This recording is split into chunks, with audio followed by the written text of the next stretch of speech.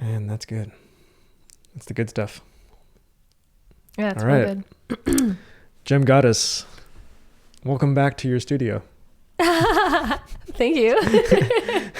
Welcome to my studio. It's an honor. Welcome to your podcast in my studio. Well, the last one went so well that you are our first repeat guest.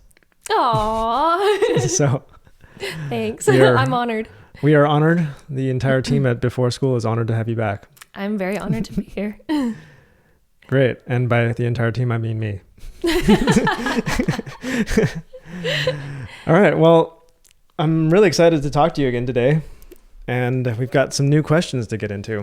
Me as well. Should we do a little intro just in case there's anybody watching that's new here? That's a good point. That's a good point. Should I try to intro you? Sure. Yeah, if you want to. All right. Where do I begin? So you are the biggest tarot reader on YouTube. I wouldn't say the biggest, but there's a large following. Okay. Your channel is The Gem Goddess. And you do tarot, astrology, manifestation, psychic readings. Yes. I'm very inspired to help people transform and create their dream life. That's like my whole thing, my whole purpose. So, yes. That's beautiful. Thank you for the intro. And so just jumping right into it, a common theme on your channel is finding love. And I want to just simply ask you, how do we find romantic love? I would say that it first starts off with you being clear about what you want. And I think we discover that through life. Like as we go, we kind of discover what we want in a partner. And I'm not even just talking about like physical things. Like sure, we might be attracted to certain things, but also defining what you want when it comes to how do you want that relationship dynamic to be? Do you want honesty? Do you want communication? Do you want a partner where there's a lot of freedom and you spend a lot of time together? Do you want a partner where, you see them at certain times a day, but you still have a lot of your own freedom? Like, what is it that you specifically want? I think being clear about that is step number one. Step number two is to work on yourself and become the highest and greatest version of yourself. So when talking about that relationship dynamic that now you're more clear about, how would you be in that relationship dynamic? How would you show up? How can you also be the perfect partner for the person that you are trying to manifest? Not that you need to be perfect. I definitely don't want to throw that out there because there's no such thing as perfection. However, we can get to a point where we do become like a really good match for the person that we are trying to bring in. Again, just to use examples here to make it more clear, if you're wanting to manifest, your soulmate, the love of your life, and you really want a relationship where you travel a lot and you have a lot of freedom, well, how can you start working on yourself to be the partner that's going to show up and be able to do those things with your partner? Start doing those things yourself, start becoming that person yourself. And the reason why I say that you need to be clear about what it is that you want is because for me, what I've noticed was a key for me with finding love is once you have a clear picture of what you want and you really define it in detail, you can then ask yourself, how would it feel to have that now? And when you can tap into the feeling of having that relationship now and what that would feel like, then when you go out on dates and you meet people, you can feel into whether they are a match to that energy. And that, to me, helped me find exactly what I was looking for. And it's just so clear. Like you'll go out on a date and you'll feel whether or not that person matches the energy of what you were trying to manifest. And you don't even need to go into something, and explore something too far along that's not working for you or is not a match, because you'll feel it right away, whether that person is bringing that same energy and vibe that you're looking for. You just feel it. It's such an interesting thing. That was a beautiful answer, and you just laid it out so simply. But one of the questions that arose in my mind while you were talking was, how do we figure out what we want?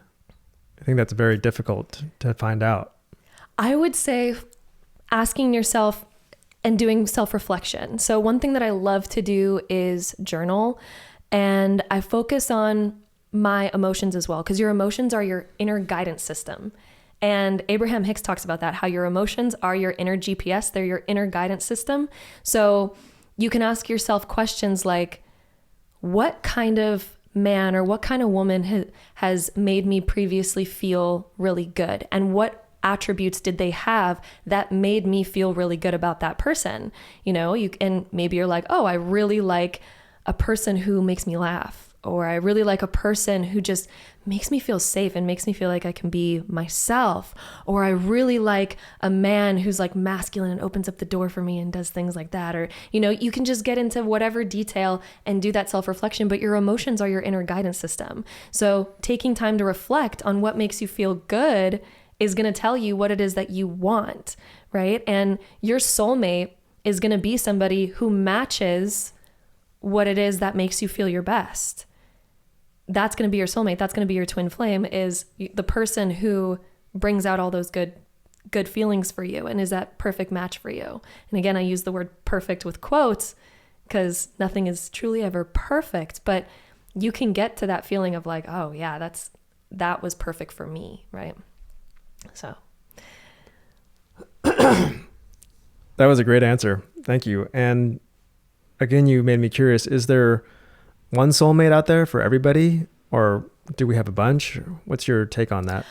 I am a believer that we do have multiple soulmates, but I do feel like, they might be different times of our life. We might have a soulmate where maybe they weren't meant to be with us forever, or I also believe that we have so many different paths we can take in life because nothing is set in stone. Nothing is fated. We have so many different paths. So for example, you could have one person that decides, I'm going to move to Europe, or I'm going to move to Australia or Africa or wherever.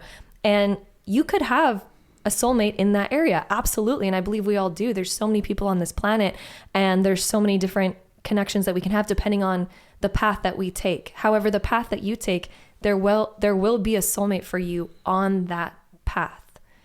There will be a great soulmate and a great match for you based on the path that you decide to take in life. Because I'm definitely a firm believer that we have a multitude of paths that we could explore in life, and you will have a soulmate on each and every one of those, somebody who matches your energy, somebody who's going to connect with you deeply on that path.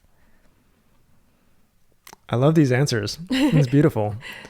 And I've just been noticing lately that there's been a trend in the opposite direction of romance, where I'm seeing less and less of it in movies. It seems like a lot of movie characters have just given up on romance, or they've taken it out of the theme of the movie. I've noticed statistics where young people are having more and more trouble coupling. They're staying inside more. There's almost like men and women are at odds now in many ways. And I guess if you could speak to somebody that's very pessimistic and almost on the brink of giving up on love, what would you say to maybe get them to find some hope? I would say that it really comes down to your beliefs. Your beliefs will always become your reality. And the more that you look into how beliefs perpetuate and create your reality, you'll begin to see and realize that, oh, the way that I've been thinking, the things and the stories that I've been telling myself, the meaning that I've been giving to all my experiences thus far in my life have been reinforcing the reality that I'm right now experiencing. So I would say if you want to change your life around, if you want to be happy, if you want to find love, it all starts with looking at those beliefs and starting to be more open to, maybe I should start believing something that's really going to serve me. If I believe something that is to my detriment, if I believe that no love exists for me, if I believe that I'm going to be stuck in these same continual circumstances for the rest of my life that maybe I'm not super happy with, how is that serving you in any way? That's the first question I would ask you. How is that serving you in any way? And just experiment with it. Experiment with, what if I choose to believe today that something good can happen to me? What if I choose to believe today that I can smile at somebody and they might smile at me back? And just start with like small things to start showing yourself like what you choose to believe and what you choose to look for and what you choose to perceive is going to perpetuate the reality that you experience. So your reality is always a reflection of your internal state. Always. Your reality is always a reflection of that. So if your internal state is right now negative or you might not be in the best place, or your reality is showing you that, it's also telling you that that's a reflection of your internal state. So right when you change your internal state, which is a process and it's a continual process, but when you start shifting that, your reality is going to shift. Many people think that, oh, I'm going to shift internally and I'm going to feel different internally once my reality is different. But it's the same thing like looking into a mirror and having the perception of like, oh, the mirror is going to start showing me something different and then I'll feel different. But the mirror is never going to show you something different until you change. You have to be the one that changes your hair or changes something else for the mirror to reflect something different to you. So reality works the same way, where whatever you are experiencing externally is always a reflection of what's going on inside. So yeah, I would definitely say it first starts off with being open to new thoughts, being open to new feelings, being open to new experiences, new beliefs, questioning your current beliefs. Like, is that really true? Because if it were true that soulmates don't exist or that love doesn't exist, why are some people on this earth experiencing that? How could they experience soulmates and love if it doesn't actually exist?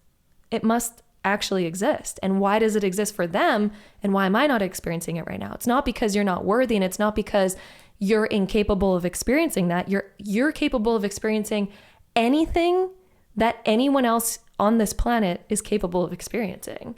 But it's all up to you, and you have to change internally before your external is going to change to match up with what it is that you want. So I'd say start experimenting with it. I mean, like, what do you have to lose at that point? That was beautifully put. And I 100% agree with you. And this is something that I promote quite a bit on After School. But I see this one comment come up all the time, and I'd love to get your take on it. I totally believe that your beliefs create your reality. And whenever I say something like that, there's always a number of comments that say, well, what do you say to people that are in a war zone? Or tell that to people that have been through an extreme trauma event? Or, there are real victims on earth. It's not good to be a perpetual victim, but it's true that there are people who have been victimized.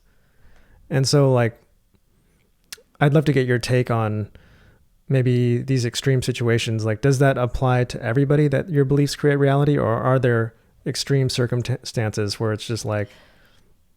Great question. Yeah.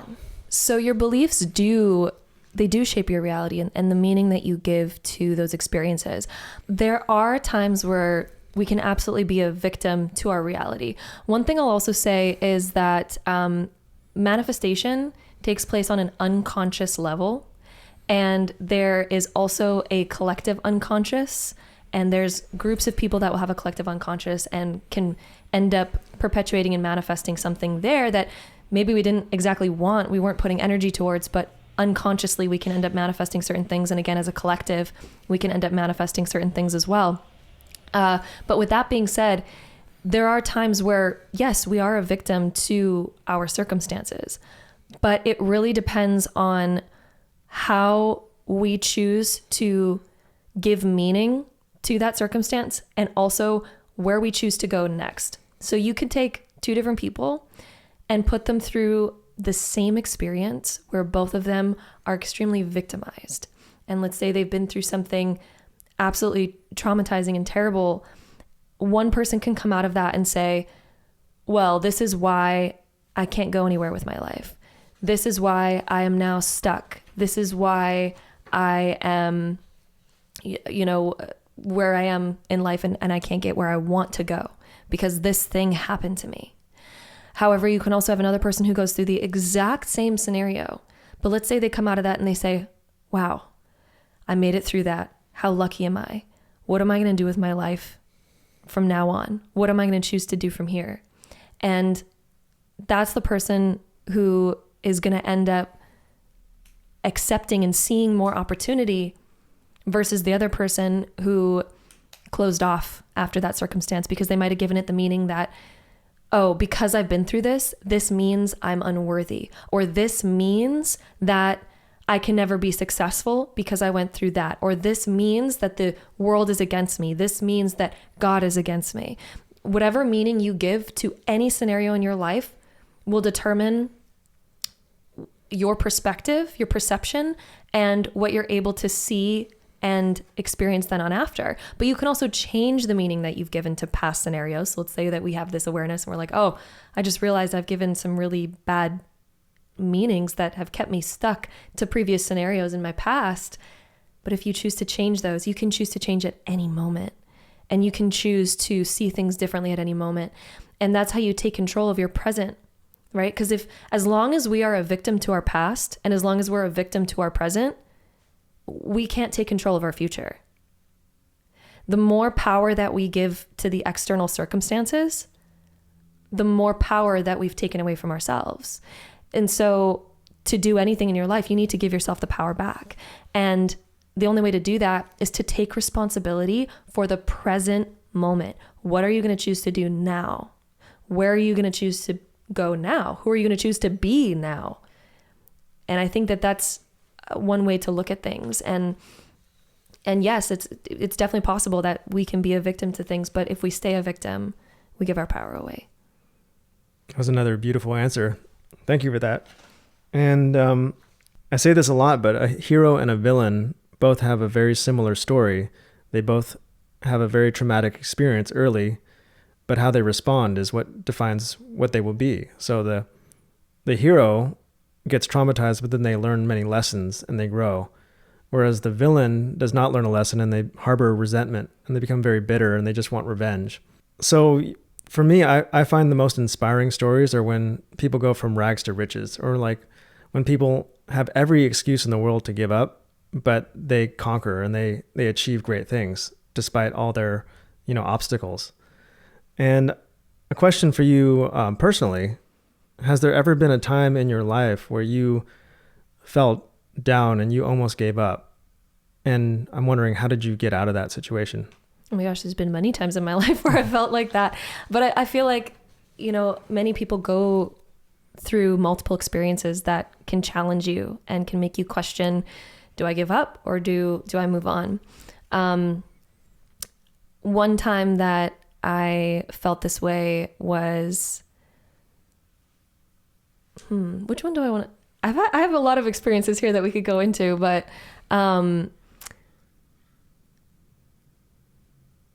let me think about this of like what experience I want to bring up here. Take your time. There's a lot, but I don't know if there's some of them that I want to get into on a podcast. Oh, that is a very personal question, because we all have times where, I'm basically asking you, what was the darkest time of your life? Yeah. It's like, how dark do you want to make this podcast right now? Yeah. Maybe that's a little too dark for the podcast, but maybe if you could speak more generally to other people, like, hey, if you're in a really dark spot and you're kind of like, what I love about your content so much is you bring hope to the hopeless. Like, not that your audience is hopeless, but I love how you can interpret anything into a positive way. And I think that's such a superpower. So that's one thing I love about your readings is like, no matter what card turns over, even if it's like the death card with a bunch of swords, I'm like, oh boy, how's this going to be good? And somehow you have a magical way of interpreting it in a way that I'm like, oh, that is good. It's about showing people the second order effects of things. Like, something might seem terrible now, but down the road, we're going to look back at this moment that seems terrible and say, wow, that was a beautiful moment, And it's interesting that you bring that up, because one thing that the tarot teaches that I feel like is not really shown on the surface level, like right when you start getting into tarot, a bad card might come up and you think like, oh my God, that means like I'm going to go through this bad moment in my life. And some readers will read it that way. Like, oh my God, 10 of Swords came up. You're going to be in the shambles and the Tower came up next to it. Your life's going to be awful coming up. And the thing is like, those cards are more negative. They show a more negative side. Absolutely. But one of the most beautiful things about the tarot is that there is secret wisdom within each card. There is a positive aspect of each card and there is a negative aspect of each card. Every card shows that. But even a negative card, there's a purpose behind it, because everything that we go through in life, there's purpose behind it. And the beautiful thing about the tarot is that it holds this like Masonic symbolism and wisdom about how to navigate life and the secrets of life and the reason why something might come up. The tarot is like a map to everything you can experience. It is a map to every experience in life. And when you study it, it can reveal how to overcome and learn the lesson behind each experience that you have. And that's why when I read and let's say a negative card comes up, I'm also there like dropping advice, dropping wisdom, dropping the truth behind what that card is actually showing. And that's why it can sometimes come across as like, oh, every reading is positive. How can every reading be positive? Well, every reading is positive because every single situation in life that comes your way has purpose. The universe and God isn't throwing you experiences to be like, oh, go through this dark time. Ha ha ha. Like that's not what is happening. You're getting these darker experiences, these more negative things, because there's purpose behind it. You know, and the way that I love to explain this is I'm sure all of us have had like a pet before, or we've known somebody who's had a pet, and maybe that pet was like sick or something. And so the owner's like, oh, I have to take them to the vet so that I can get them better. And then you try to like, you know, put your cat into the cat carrier and the cat's like, no, no, no, no. And the cat's like freaking out. And the cat's like, I hate the cat carrier and I hate going to the vet. But you on the outside, because you can see the bigger picture of things, you know why the cat's going into the cat carrier, but you can't really explain it to them. The cat might be thinking, my reality sucks right now. But of course, you're like, I'm going to help you feel better. We are going to help you get the help that you need so that you can come out on the outside and not have to deal with this illness anymore, not have to deal with this sickness, not have to deal with this whatever you're going through. The same thing happens with the higher consciousness of God or the universe and yourself. You're going to attract experiences your way that might, for you, seem like, why is this happening to me? I don't want this. Why is this going on? It's happening for your higher good and for your highest good. There's a reason behind it, but of course you won't be able to see it right now because you don't understand it yet, but you're going to understand it on the other side of things if you're willing to look back and see and reflect on, okay, why did that happen to me? There's always a bigger reason why, but we can't always see what that is in the moment, just like a pet, going through, you take them to the vet or something. They're like, what? This is why I have dogs. All right. So I love that lesson there that, nothing is good or bad. I think Shakespeare says that, but our perceptions make it so. And so if everything's relative, then what do we fight for? If everything's neither good or bad and we can just interpret a horrible situation as good, if our house is on fire, we can be like, oh, this is actually a good thing. Like, what do we stand for? What do we live for? Is everything relative? Well, I would say, anytime we're going through something negative, it doesn't mean that we need to look at it with this positive lens and be like, oh, my house is on fire. Yay. Like you don't need to live your life that way. And that's not the goal. That's not being an enlightened person. Like we can still get upset. We can still feel negative at times. And our negative emotions show us what we don't want. And our positive emotions show us what we do want. So, but one great thing, the reason why I bring all of this up is because whenever we're going through a hard time, we can remember hard times, there's always meaning behind it. There's always purpose behind it. And I will eventually see that later. And that can just help us cope with the present moment. And what we're meant to live for is, how can I grow? How can it's not necessarily about achievement. I was about to say achievement next, but life is about growth. And it's also about finding fulfillment. And that comes through navigating life's challenges, learning more about yourself. Because one thing I can say for sure in my own experience is that every single negative thing that I've ever been through has taught me more about who I am. It has taught me more about the joys of life, and it's allowed me to expand what I'm able to receive and experience, even with the good, and like, think about who you were 10 years ago versus who you are now, and the negative experiences you've had, the positive experiences that you've had. I'm sure now you're in a place where you can look back and see how much you've grown, even through the negative things that you've experienced. And I think when you can have that perspective, that's when you really are able to absorb the learning that you've gone through. So that's my perspective, is life's purpose and meaning isn't to neutralize yourself to negative and positive. It's more of understanding and embracing that negative stuff is going to happen, but it's also going to bring you to a more positive place. That's brilliant. And I think that in our culture, we've got it twisted. A lot of people think that it's happiness, that we should, the purpose of life is to be happy. But if that were really the purpose of life, then you just sit inside and watch Netflix all day and eat cake. And we all know that you do that for 2 hours and you feel miserable.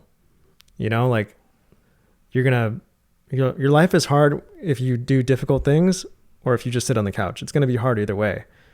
So I found that the more you struggle, the more meaningful the thing is. So if you don't struggle for something, if you don't earn it, it doesn't really mean anything to you. Like, that's why we see these rich kids who are just given tons of money and it doesn't mean anything to them and they're miserable. Whereas, somebody that works so hard for, even just if you work really hard for something small, when you get it, it feels big, it feels like a lot. Yeah.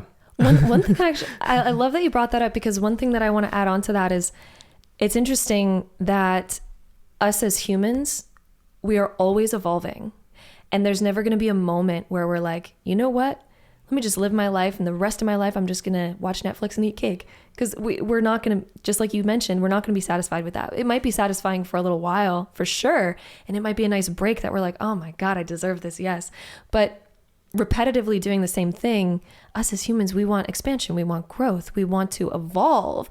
And so naturally, there's always going to be different desires that come up for us. And I think it's so beautiful to honor those desires, but it's also interesting. And the beautiful thing about life is that your desires will always be on the other side of some sort of fear, some sort of thing that you have to overcome, or some sort of thing that you have to do to get there. There's always a journey to get there.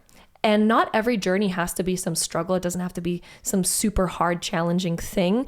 A journey can also be something where it's like, oh, I need to learn a new skill. And maybe you're inspired to do that. Or, oh, I'm going to be on a journey of finding love, and I get to go out there and, talk to people and go on dates, see what I really like.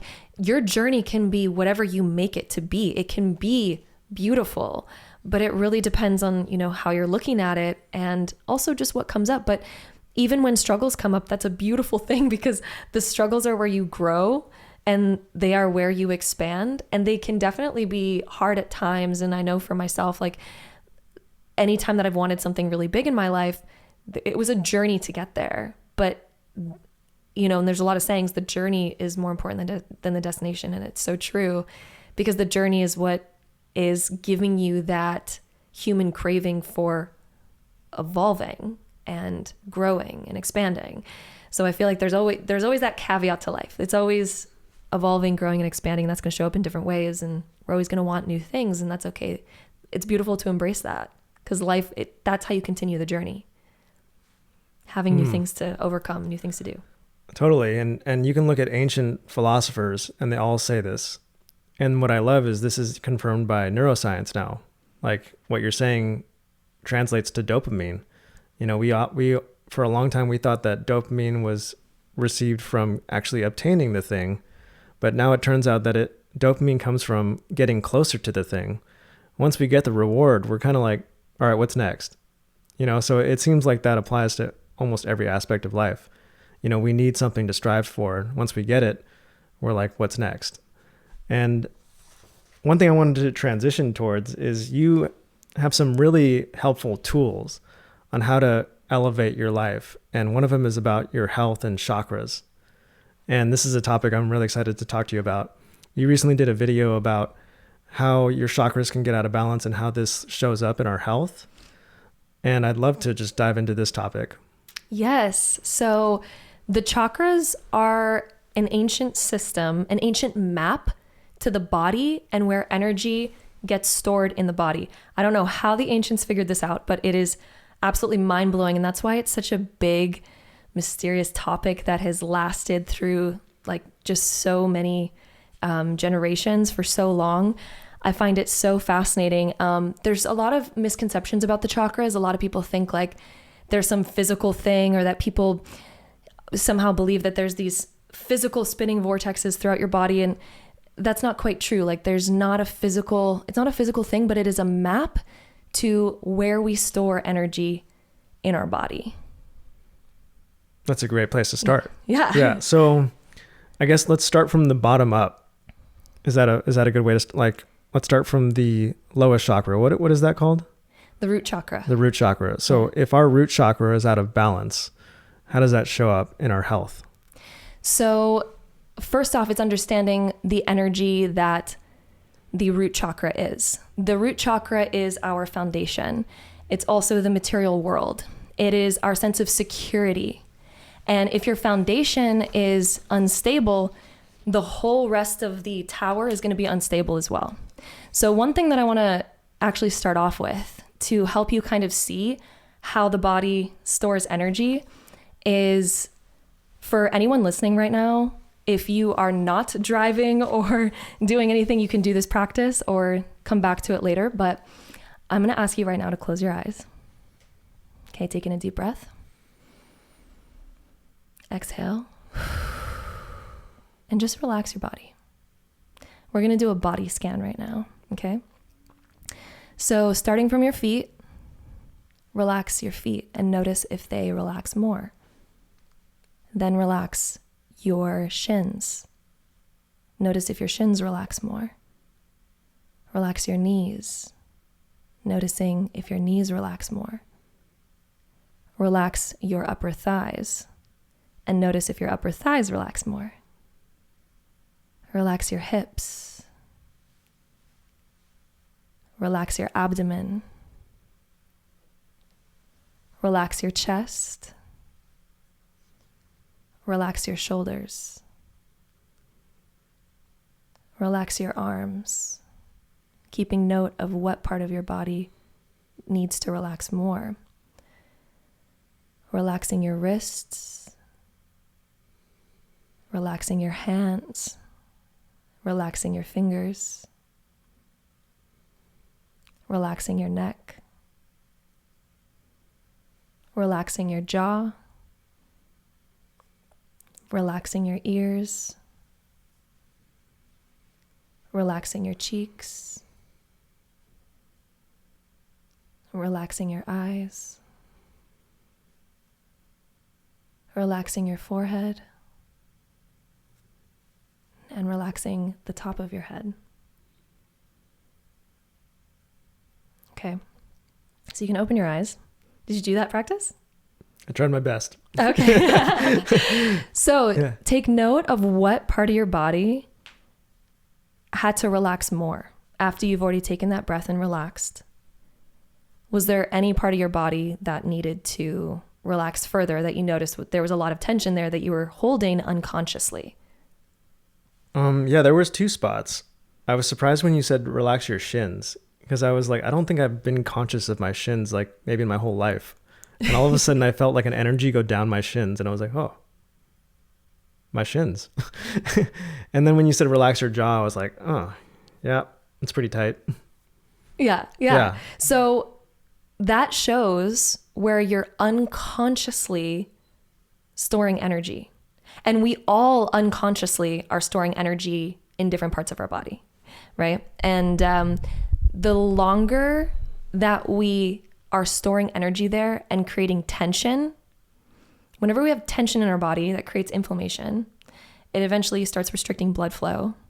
It restricts prana, which is the vital energy flow to that part of the body, which over time can create more chronic stress in that area and eventually lead to diseases in that area. So we can unknowingly be storing like energy in our spleen or in a certain muscle or in a certain joint of our body, which is connected to a particular emotion or a particular experience that you've had that you've not released, that is now unconsciously getting stored there. So I just wanted to start off with that before we get into like all the chakras and all the meanings and all of that, because that way you can begin to see like, oh, I'm unconsciously storing energy a lot in my belly or a lot in my chest or my shoulders or wherever. And even if you are listening to this and maybe you have a health ailment already, it would be really important and good to pay attention to what chakra that is associated with and the energetic meaning of that chakra, so you can begin to see what sort of emotions we need to maybe work through and release and heal. So I just wanted to start off with that. So that's one way that you can scan your body to see where you're unconsciously holding tension. And then also, of course, if you already have a physical illness or ailment, that is because there's been a lot of stored energy there already accumulating for a large amount of time that eventually now has created that chronic inflammation, chronic stress that leads to disease. So yeah, I wanted to start off with that. But the root chakra, that is our foundational chakra. It is associated with the color red because it's our center of power. It's our center where it can get blocked by anger or even fear or not owning our own power.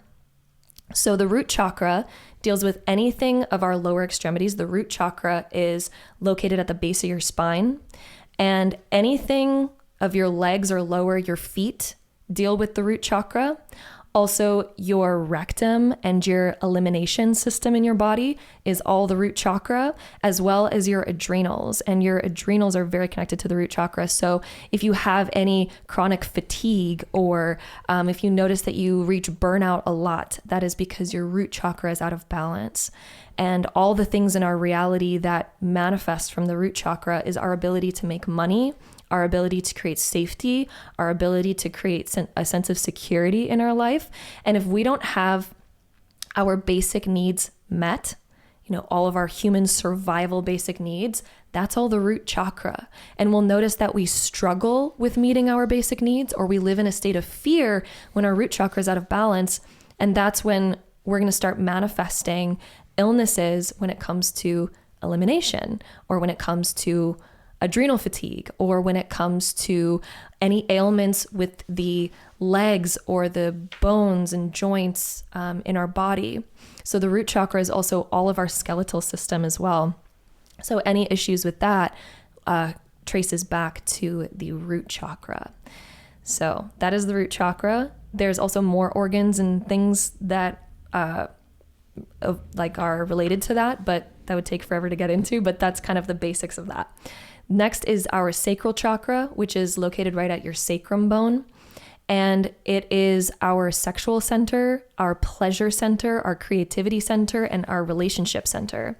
So if we notice that we are manifesting any issues within our relationships, creativity, pleasure, sensuality, sexuality, any of that, it is caused from a sacral chakra imbalance. The parts of the body that are associated with this chakra are our sexual organs, all of the organs that are below the belly button, but above the root chakra.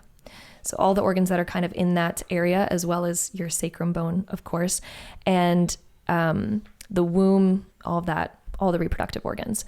So that is where, if you're having any issues, emotional issues when it comes to pleasure, romance, sexuality, codependency, anything with creativity and being able to accept your sensuality or being able to create harmonious, positive, good relationships, we're going to notice imbalances in those parts of the body and all of that. And so we store negative emotions there from that. If we're wanting to heal this area, we need to heal our relationships in our life to create better boundaries in our life when it comes to relationships. So if we're in a toxic relationship and we're always manifesting, negativity in our relationships, we need to look at where that dynamic is manifesting from. We need to be able to work on getting rid of like negative people from our life, or creating better boundaries with that, so that we can create harmonious relationships. Also, being able to explore your sensuality, being able to be open with your creativity, being able to allow yourself to seek pleasure, that is going to heal this area. And I'm actually also, there's so much to get into when it comes to the chakra system, that one great way to explain them is through the archetypes, which Carl Jung attached archetypes to each of the chakras, the imbalanced archetype plus the balanced archetype, which can really help the understanding of what we need to do to balance these areas. So the first chakra, the root chakra, the balanced archetype is that of the mother, and the imbalanced archetype is that of the victim. If we're in victimhood and we're not taking control of our life, and we are blaming external circumstances for where we are going to continue to perpetuate the negative scenarios and the negative emotions that lead to an imbalanced root chakra. The balanced and imbalanced archetype of the sacral chakra, which we were just talking about, is the imbalanced archetype is that of the martyr. And the martyr is one who will sacrifice their own wants and needs for the wants and needs of others. So if you relate to that within your relationships, you are creating an imbalanced sacral chakra. The balanced archetype, hopefully I can remember this, of the sacral chakra is,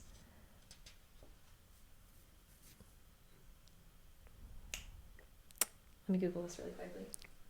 I'm trying to think of the opposite of a martyr. I mean, in some circumstances, a martyr is very good.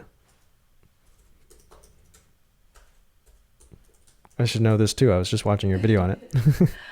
I should know this as well, Yeah. but pregnancy brain. Pregnancy brain. What? Are you pregnant? What? This is news. It's a big announcement. Oh, yes. Yeah. Okay. Cut that part out. The balanced archetype is the emperor or empress. So when you can stand in your own emperor or empress energy, which is that of the person who honors their wants and needs. They honor their sensuality. They have good boundaries because they know my wants and needs are just as important as anybody else's. And I should not sacrifice my own happiness for somebody else's happiness. So when you can step into that empress, emperor energy, that is when you balance this chakra. That is when you're going to begin to release the tension and illnesses that might be accumulating in that area of your body. And that's also when you're going to notice that your external reality, your relationships heal as well. And you're no longer attracting toxic relationships. So that is the sacral chakra. Do you want me to go through every single chakra here? Because we could be here for I think we might as well. I mean, we're at 2 out of 7, right? 2 out of 7, yeah. Yeah. Let's. What's the next one? Okay, I'll try to get through them a little bit Yeah. faster, because then, if people want more information, they could always go to that video. Well, I think the first two, so an impression that I got from the first two is that they're very foundational. Like the first one is kind of about survival, and the next one was more about relationships and sex. And it's like, you really can't have good relationships if you're in a survival mode. So it makes sense that at the root, you need to address your survival, physiological issues of just sleeping, breathing, eating. Once you have that foundation, then you can have good relationships, but you're not going to have a good relationship if you don't have shelter and you don't have security, Yeah, absolutely. And I love that you brought that up, because that is the reason why if you don't have the lower chakra balanced, you won't have the chakra above it balanced either. There'll be something off about it as well, because it is the foundation for the next chakra. So even if you have your sacral chakra imbalanced, that means that the next chakra and the ones higher are going to be out of balance too, just like building a house. If the bottom layer or any sort of lower layer is slightly, out of shape or out of balance, the ones higher are going to be out of integrity as well, at least a little bit. So yeah, I love that you brought that up. I mean, this goes right to Maslow's hierarchy of needs. And I think it even uses the same color scheme, red on the bottom and then orange, yellow, green, blue. I think purple's at the top. And so like you go from survival to safety and security to friendships and relationships to your reputation. Do you care about your reputation? That's pretty high up. And then above that is like your purpose and, your greater impact on the world. But, you can't care about the highest top of the pyramid if you have not addressed the lower parts of the pyramid. Absolutely. Yeah. Absolutely. And, that's so interesting. I wonder if that was also, if they are correlated or if one was kind of built off the other. Should we get up a picture of Maslow's hierarchy of needs on the computer here just to see? Because I'll probably throw it up on the screen during the podcast. Yeah, it is the same colors. Oh, yeah, it is. Yeah. Well, they are missing the blue, the light blue and the dark blue. They're missing those two, but other than that, it's like... They were onto something. Mm-hmm. Yeah. Okay, so anyways, yeah. So let's go one more chakra up. Yeah, so then you have your solar plexus chakra, which is kind of right above your navel, right by your diaphragm. This one is associated with the color yellow, and it is associated with your willpower. So being able to take action, to get things done, to achieve, to move, to be creative, to, it's your action center, your willpower and your action center. And this one rules your digestion. So it's your stomach, your spleen, your pancreas, your upper digestive system, also a little bit of your lower, but that also gets into some of the lower chakras as well. And this area, when this is out of balance, it is because we are in the servant mode. So the out of balance archetype that Carl Jung associated with this was the servant. And then the imbalance archetype is that of the warrior.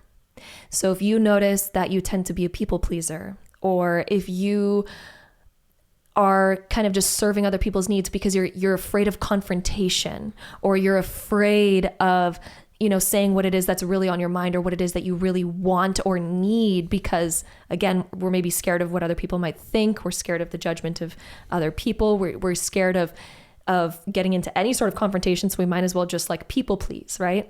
That's being the servant. You're being the servant to other people. Whereas, when we're being that, it's going to store tension in the stomach, in the digestive system, because it's putting out that fire. Your stomach has long been associated with fire, and digestion is associated with fire. The solar plexus is your fire center in your belly that helps you create energy. It helps you create prana.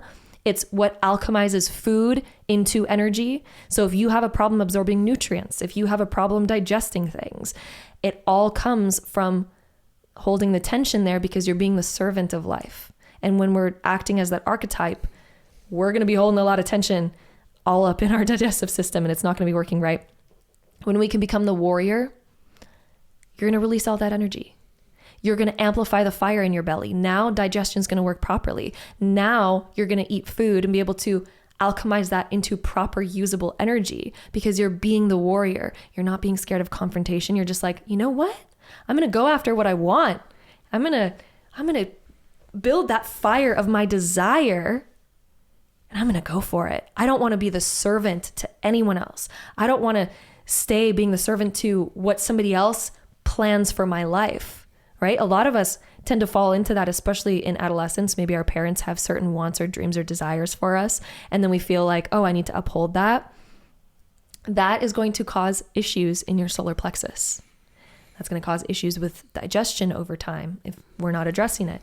But when we can become the warrior and we say, you know what? No, I'm going to go on my own path because I deserve this and I want this, and I'm going to have the confidence in myself. This is your confidence center as well. It deals with confidence. So again, when we're being the servant, we are not confident. We're not confident to become the warrior. So it's all about embracing confidence, embracing your inner warrior, and you'll notice that that area of your body will heal once you start being that positive archetype, the balanced archetype. All that area of your body will balance.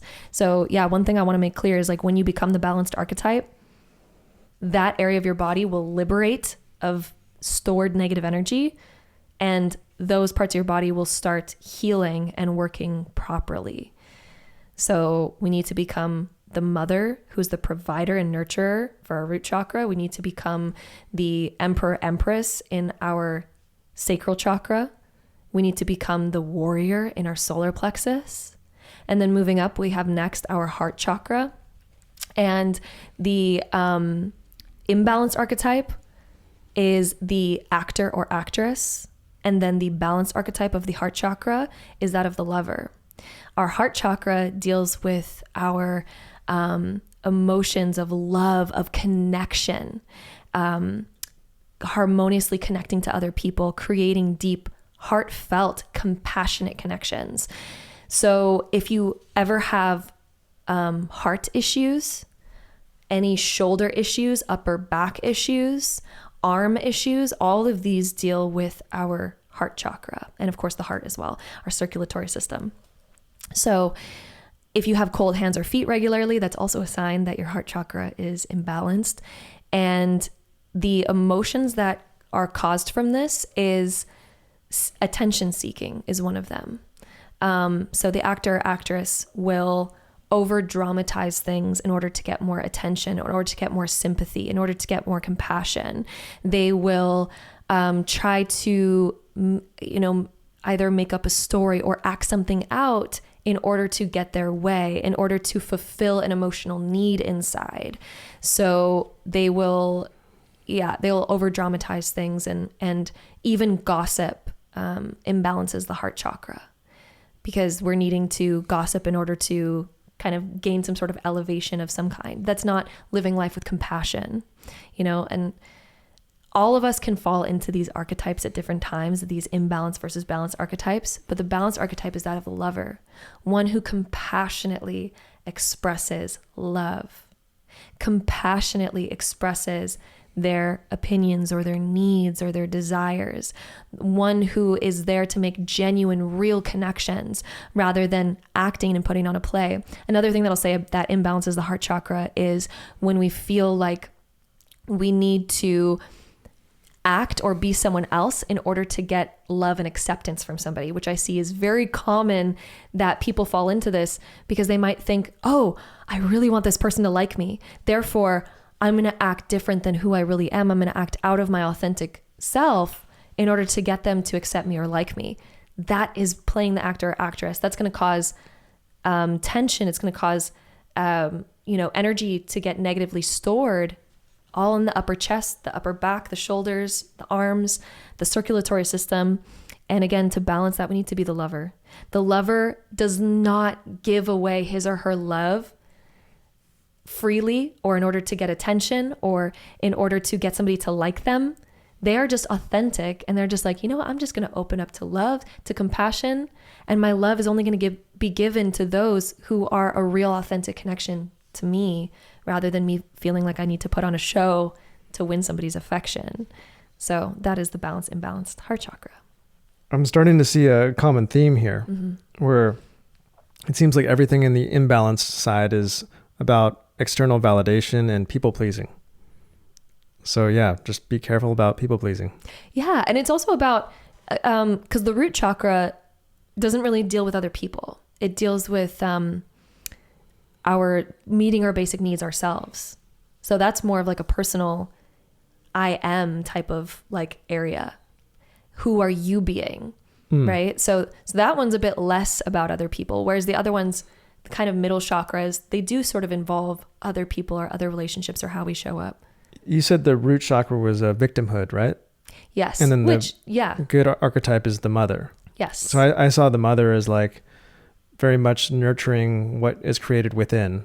And the victimhood is kind of like, what do I lack? What am I owed? Kind of like, how have I been wronged? What needs to change for me to have a better situation, rather than looking within and saying, how can I change? Yes. That's a great observation. Yes, that's absolutely so right. It's very much like the imbalanced side is always looking outward for something to change. And the balanced side is creating that change from within. Yes. Yeah. And taking ownership and being authentic. Taking ownership, being authentic, honoring yourself, honoring your desires, honoring you. That's very much like the balanced archetypes of the chakras. The next one is the throat chakra. And the throat chakra, the imbalanced archetype is that of the silent child. And the balanced archetype is that of the communicator. So our throat chakra, if you've ever noticed like throat tension, or our throat is also connected to the thyroid. So hyper or hypothyroidism is also connected to our throat chakra. Jaw issues, TMJ, mouth issues, nose issues, ear issues, all of the neck and kind of lower face is all of our throat chakra. Also, our eyes and our eyebrows and the expression on our face is often used for communication. So those can also be slightly connected to the throat chakra. However, our eyes are also part of our third eye, but we'll get into that. But they can also be connected to the throat. Just want to mention that.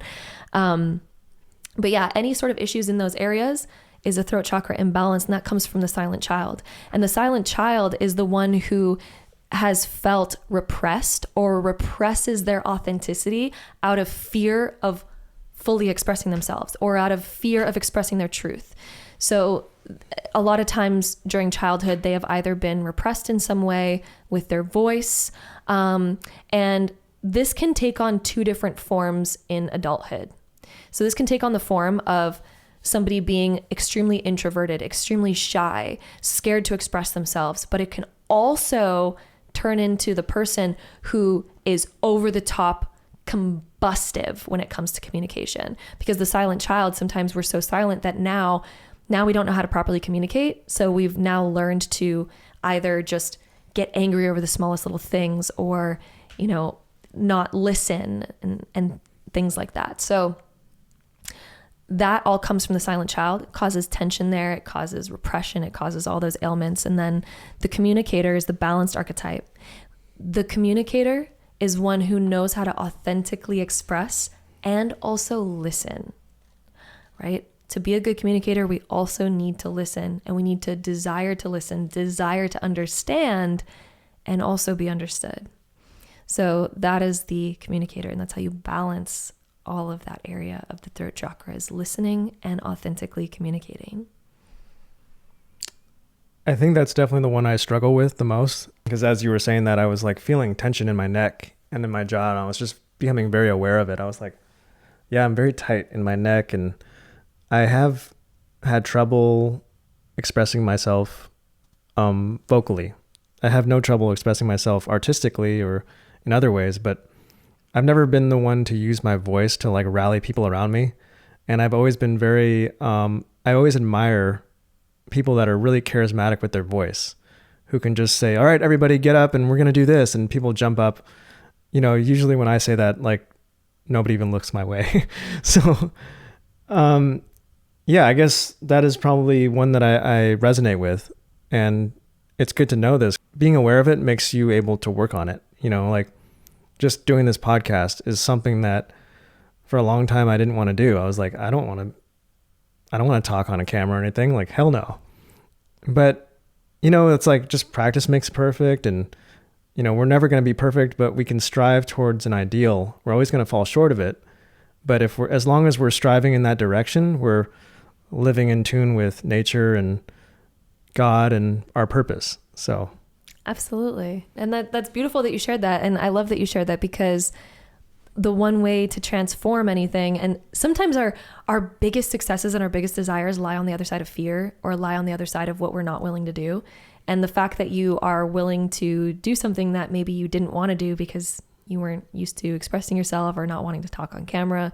I mean, sometimes the best things are on the other side of that. And you've had such a successful podcast so far, and it's turned into such a beautiful thing that it's like, well, look what was waiting on the other side of that. I guess I got to keep going. Yeah. But I mean, that's another thing I really admire about you, is you can just hop on a camera and just talk and it makes sense. And I'm like, if I did that, I'd have to do a million takes just to properly say one sentence correctly, Well, I've also had such a journey with that too, though. When I first started, I was so bad at that. And, I went through a huge time in my life where I had a lot of social anxiety, like pretty severely, actually.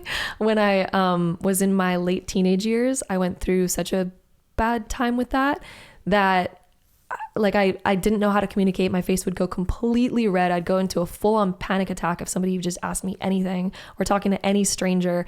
Saying hi to somebody on a street would send me into full panic mode. I didn't even want to like go outside or leave my house. And I think that came from a time of when I was homeschooled with my mom, and I wasn't going out a lot because we were just like diving into tarot and astrology and all these different things. And I sort of developed this fear of like, you know, social situations, just because I wasn't being social for like a whole year. And I had to overcome that because my biggest desires were on the other side of that. My biggest desires was, I want to communicate about all the things that I believe, all the things that I know spiritually, that's what I want to do. But doing that was like, oh my God, that's so scary. Like talking for a long period of time was so scary. Talking to anybody new was so scary. And now I don't have issues with that anymore at all, but it all came from facing it. And my brother actually gave me some really good advice when I was young and told me like the only way to get over any fear or anything that's giving you panic is dive into the situation.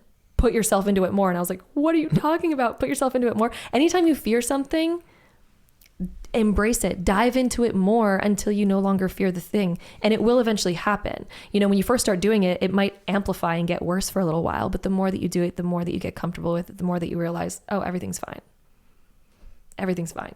And so just like what you're saying, like the more that you dive into something, the more that you dive into podcasting, the more that you dive into just talking and being in front of the camera, the better you get at it.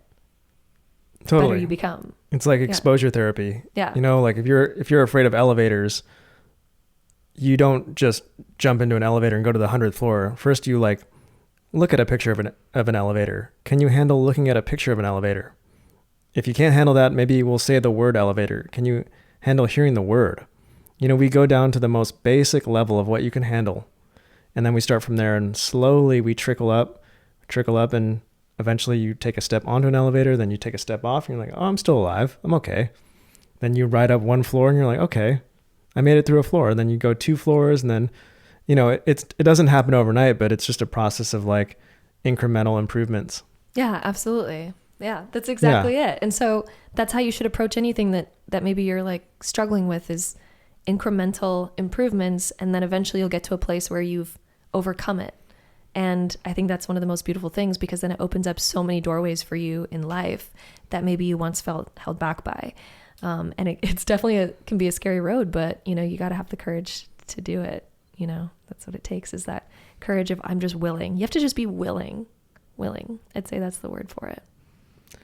I think there's incredible value in doing the thing that you're afraid to do, because in doing that, you find out who you are. And it's rare that we get opportunities to figure out who we are. And the universe is telling you, though, you know, the thing that you don't want to do is actually the thing that you should confront, and that will tell you who you are. And the more you understand who you are, the more secure you are, and, you know, the more you can move over to that good archetype side. Yeah, absolutely. Exactly. Yeah, and that's totally. where all healing and liberation comes from. And life is a journey of healing and liberation and evolving, and yeah. Absolutely. So we still have one more chakra to go, right? 2 chakras. 2. Okay. Yes. The next one is the third eye. Let me refresh my brain on some of these archetypes. I'm leaving my brain. I mean, does anybody have all the chakras up into the third eye healthy? I mean, I feel like if you are on the good side of the archetypes for everything up to the third eye, you're just like a god levitating.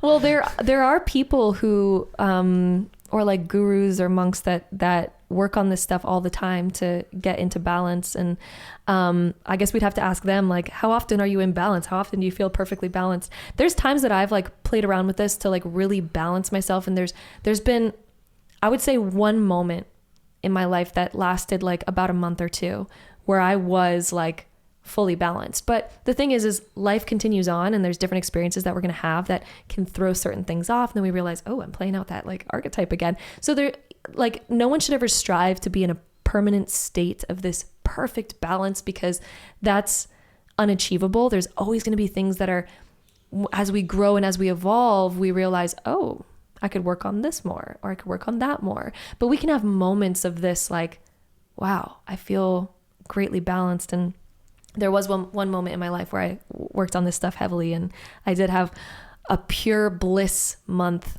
where I was fully in balance. And gosh, that month was bliss. It felt like ecstasy. When you have all of your chakras balanced, you can have something known as a kundalini awakening.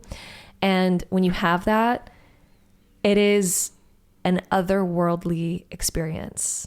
You genuinely feel like you were on the highest high of ecstasy, but you're also, it's not like a drug high either. It's like you're so genuinely feeling so amazing, so in flow. You see and understand everything on the biggest, highest level, and you feel good. You feel great. And oh my God, the 1 month where I experienced this was incredible. And I was actually doing a technique, like a kundalini awakening technique that actually Dr. Joe Dispenza teaches, which he doesn't call it a kundalini awakening technique, but it is what it is. I believe he calls it like, actually,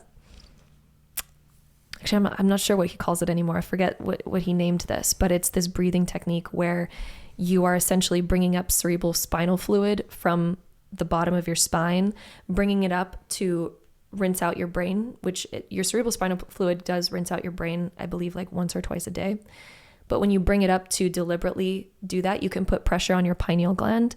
And there's little crystals in your pineal gland that when you put that pressure from the cerebral spinal fluid up onto that, it kind of amplifies and releases DMT, it makes you have a spiritual experience. So your pineal gland is actually your third eye.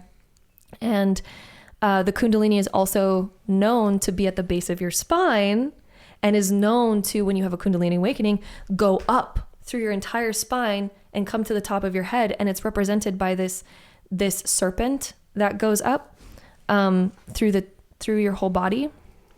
And it's represented by that. But if we're talking more scientifically, it's kind of like the cerebral spinal fluid moving up and swimming up to the top. And that's why it's like a serpent. The serpent is now swimming up to the top.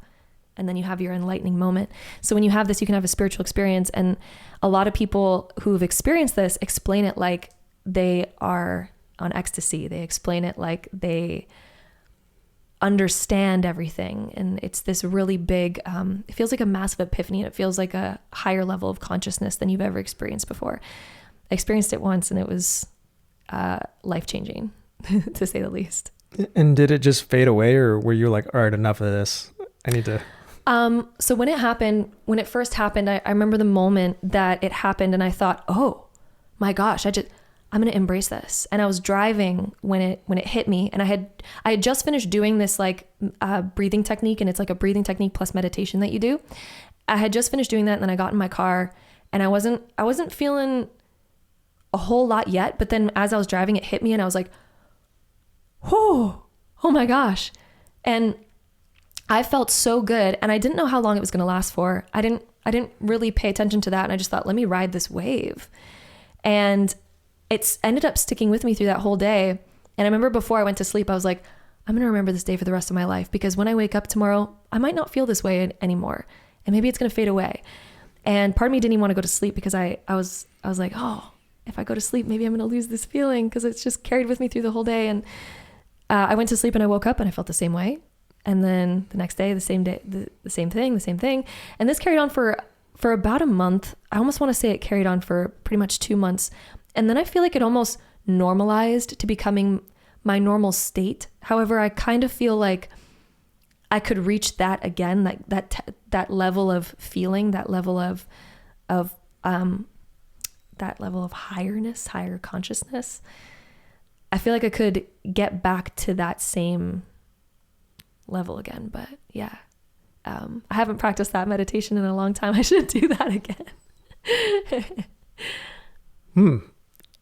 Yeah, but it's a really cool thing. So that went off on a tangent on Kundalini and also Joe Dispenza and cerebral spinal fluid. It sounds amazing. Yeah, I want to cool.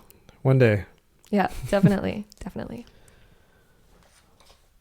Well, I'm sorry that feeling ended for you. It probably ended when you met me. No, it was actually part of the journey of meeting you. It ties into the story of meeting you. Yeah. Do we want to hear that story?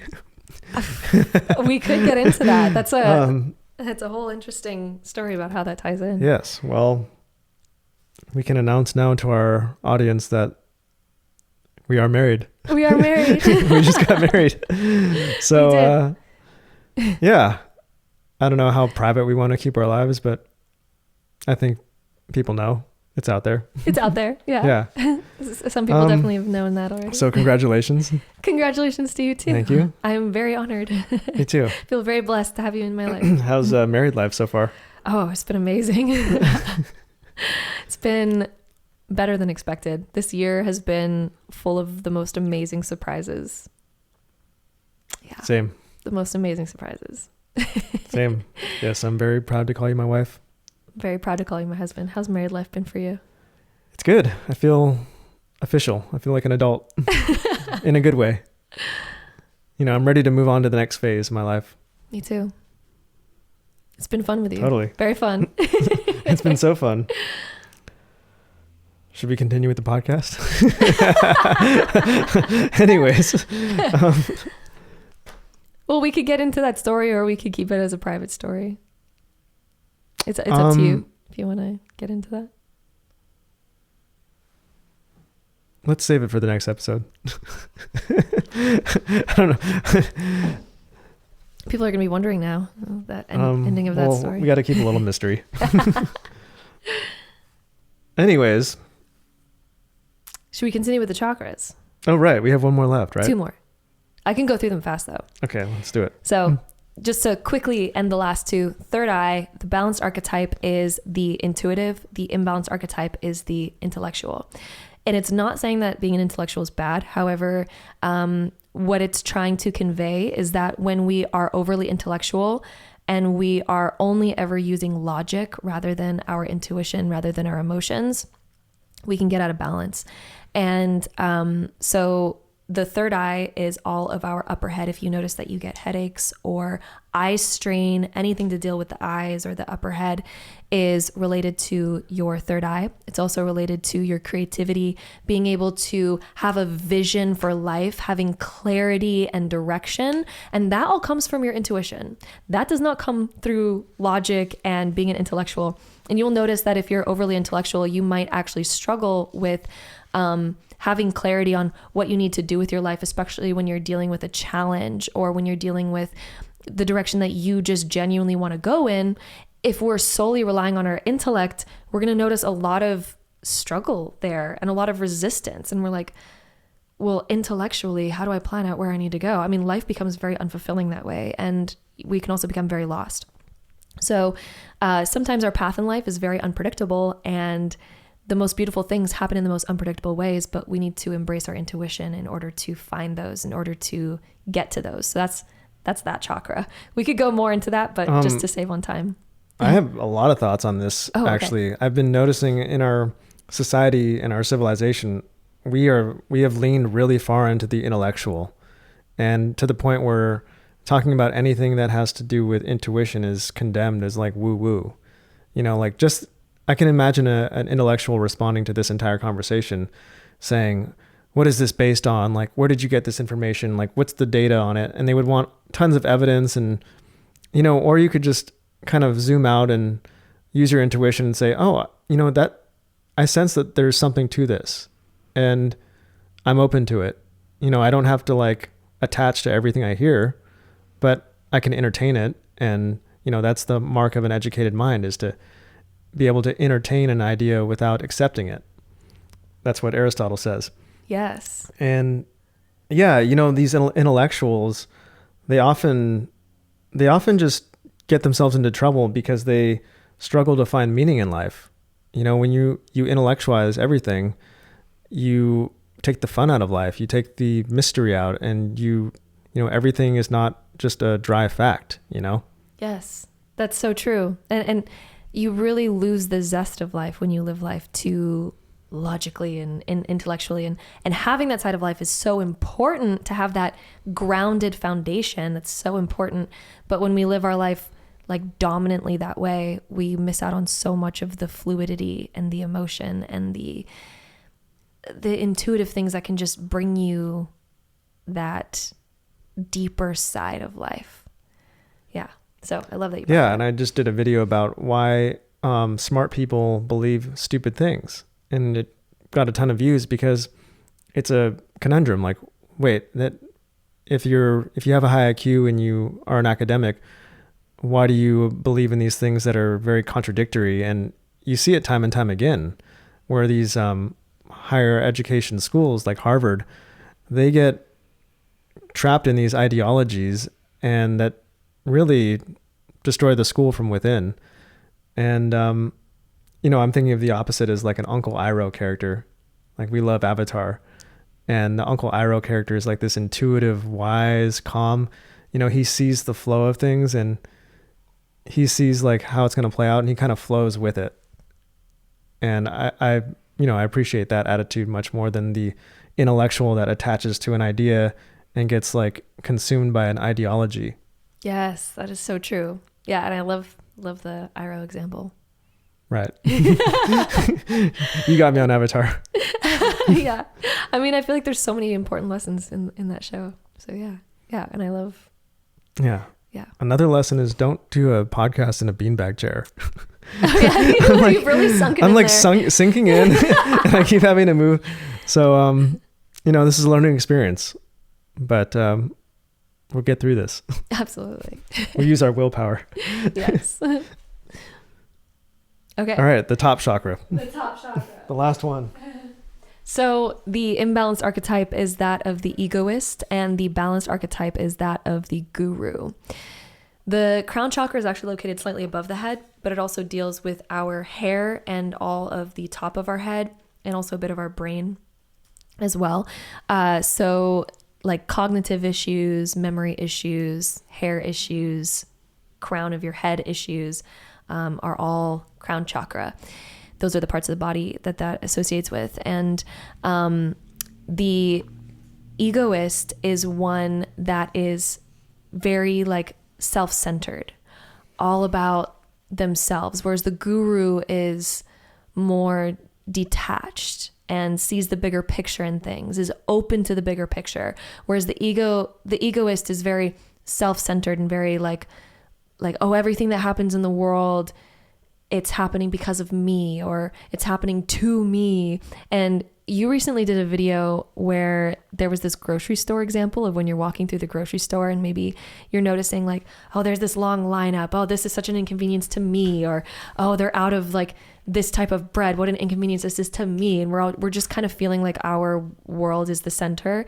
That is the imbalanced archetype of the crown chakra. Whereas the guru sees the bigger picture in things and is like, oh, there's a lineup, and all these people are probably in like such a rush too, and I'm gonna have compassion for them, and I'm gonna have compassion for the people at checkout who have to go through the stress of all this busyness right now, and wow, they're doing a good job keeping this together, and all the people that even bring all of this food here today, and the fact that there's still food in my grocery store, and the fact that I have a grocery store, that's amazing. Okay, these are the two different perspectives of the egoist versus the guru. And I had to take that example from your video because it explains it so perfectly, of the balanced and imbalanced archetype.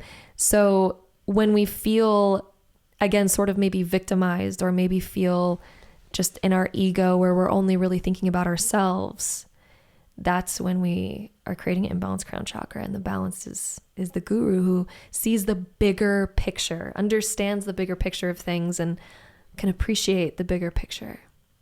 Because there's always things to appreciate, even in a negative scenario where you're in that crazy long grocery line. There's so much to be grateful for there, but sometimes we're not looking at that because we're just feeling kind of more in our egocentric state, which is common that we feel that way, and common that we can act that way as humans. So, yeah. So on the negative side, we have at the lowest level to the top, we have victim, martyr, servant, actress, silent child, intellectual, and egoist at the top. Mm-hmm. And then the opposite on the good side, we have the mother, emperor, empress, warrior, lover, communicator, intuitive, and the guru. Yes. All right, I got that written down. Yeah, one thing that came to mind was I've been looking into Marcus Aurelius a lot lately, And one of the biggest lessons I've gotten from Meditations, his book, is basically be indifferent about almost everything in life. Like, we get attached to things, and everything is going to change. Change is inevitable. So if we get attached to things that are obviously going to change, that's going to be very painful and lead to stress. And it's going to lead to us resisting the future or looking back on the past in a painful way. And so if you can zoom out and see the bigger picture and see that it's all part of this greater, higher order and this harmony, that you can be at peace and you can move over to all these, the good side of the archetypes. Yeah. Absolutely. Yeah. Yeah. We have to see the bigger picture in order to be at peace. If we're looking at the very finite, minute little details of things, things can look not so great. But when we can get that zoomed out perspective and understand the bigger picture of things, that's where we can really start to find gratitude and start to appreciate so much. Like, there's so much in our lives to appreciate, so much that we're constantly overlooking. And I think when we come back to a place of gratitude, that's when life feels better. Life is better. We're in a better place of manifesting as well. We're in a better alignment to our higher self, to the highest version of ourselves, to the highest timeline that we could be on. So absolutely. Yeah. And one of the most powerful lessons in spirituality I've ever heard was from Ram Dass. He talks about how there's two truths that we have to hold in our heart at the same time. One truth is that suffering is endless and our heart has to break for all the suffering. And a spiritual person is going to see all this suffering and their heart is going to break. But at the same time, you have to see that it's all perfect, that it's all part of this higher order. And you have to balance these two views, because if you lean too far to one side, like if you're seeing that there's so much suffering in the world, your heart's just going to break and you're not going to be able to do anything. You're just going to be on the floor, like falling apart. And on the other side, if you see that everything's perfect, you can lose your humanity. Somebody can fall on the ground in front of you and break their ankle, and you can be like, oh, it's all part of this higher order. It's all perfect. So I think it's really valuable to balance both these views at the same time. And in any moment, you can kind of check yourself. Am I leaning too far to one side? And more often than not, you're leaning too far into there's all this suffering and my heart's breaking. It's usually very useful to zoom out and see, okay, wait, this is actually training me for a greater purpose. So I find those two views to be very helpful. I love that you brought up the balance of those, because that is so important. Like, you can't just see everything as like, oh, there's a higher purpose. Well, there always is a higher purpose, but it's also great to have your humanity and have the ego. And I think that life is not about getting rid of the ego, but it's about balancing the ego with your inner guru, balancing the soul and the ego. There's so many people in spirituality that say, starve the ego, feed the soul, which I do feel like many of us probably need that, because the way that we're currently balanced is like over ego and not enough soul. However, there's been this misinterpretation that we should kill the ego and completely get rid of the ego. But when we do that, we're no longer having a human experience. And another thing that I see in spirituality is a lot of people say that, oh, you're not spiritual if you have desires. You're not spiritual if you want to travel more. You're not spiritual if you want to have a successful career. You're not spiritual if you want to have this material thing or this experience here. Like, apparently there's this idea that you have to get rid of wants, and wants and desires come from your ego, right? But they also create the human experience, and we're here on earth having a human experience. So it's good to balance the ego with the soul. Of course, if we're too in our ego, we get everything that we've just been talking about, all those negative sides. But of course, if we also have just soul and no ego, I mean, what are we doing here as humans? We kind of lose the human experience. And I feel like when we balance both of them and we honor both of them, that's when we're able to really have a true, beautiful experience in life. And every time that we move through life, there's different things that are going to throw us a little bit off of balance, but it's about being conscious and seeing like, oh, let me get back into balance with this. Let me get back into balance with this. Life is a constant like teeter-totter of balancing your ego and your soul and the life experiences that you navigate. 100%. Yeah. So my question to you is, do you eat to live or do you live to eat? A bit of both. And I love that you asked this question, because I remember me and you've talked about this before, and you need to live to eat for pleasure, but you also need to eat to live, right? Because if we focus too much on pleasure, like this is the same question, such as like pleasure versus meeting your basic needs as well and being healthy. Because if we have too much pleasure, such as living to eat, and we focus on like, oh, I'm living to eat, I'm going to eat all the donuts, all the chips, all the unhealthy things because my life is more fulfilled when I'm just eating all the pleasurable things. But then we're going to have a pretty crappy life, because as we know, if we're eating that way, it's going to be of detriment to our body. And when we don't have a healthy body, we can't go and experience those things anymore. And it's not even worth it. So we also need to eat to live. At the same time, we need to balance that. And this same scenario goes through anything in life. We need to balance it with also being healthy, being conscious, being aware, taking care of ourselves. So let me eat really healthy as well, so that I can live my healthiest life, so that I can also continue to dive into the pleasurable experiences of life. So I love that you asked that question, because I feel like that is a concept that you can take with you into every single aspect of life. You can take it into relationships, you can take it into career, you can take it into money, you could take it into anything, family, everything. You can use that same concept where we need to be healthy, we need to take care of ourselves, but we do also need to experience pleasure. Absolutely. I think a great analogy is from Alan Watts, be like the wheel. So if you eat to live, you are like a monk that you don't eat any food that has taste, you abstain from all sex, you abstain from all pleasure, and you're basically only nourishing yourself the minimal amount just to nourish your soul. And it's everything in the physical world is about nourishing the spiritual world. That's great. But it also cuts you off to like your senses. We have senses for a reason. And so that is like a wheel being screwed on too tight and it won't spin. And on the other side, you have the people that are just constantly chasing pleasure, and they slide into addiction and all these other things. And they're a wheel that's way too loose and it wobbles out of control. So, it's all about balance, and you want to find that nice where you're spinning, but you're not, and you know when you're wobbling out of control, when you're on too tight.